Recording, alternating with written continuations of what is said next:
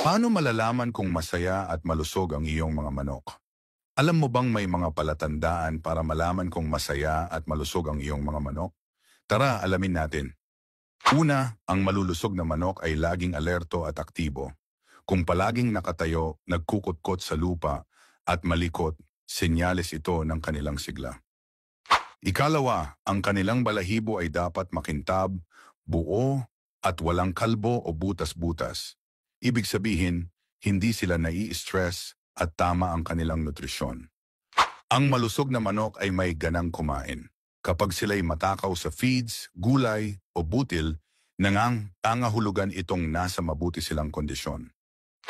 Kapag nagpapahinga naman sila, dapat relax at walang signs ng hirap sa paghinga. Ang panay na hingal o parang nangangapos ay maaaring senyales ng init o sakit. Tingnan din ang kanilang mga mata.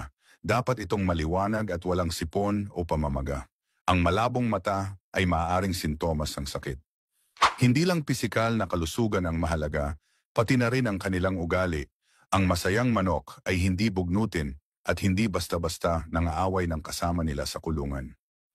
Ang pagbibigay ng malinis, maaliwalas at ligtas na kapaligiran ay susi sa masayang kawan ng manok. Ibigay natin sa ating mga alagang manok ang tamang pag-aalaga at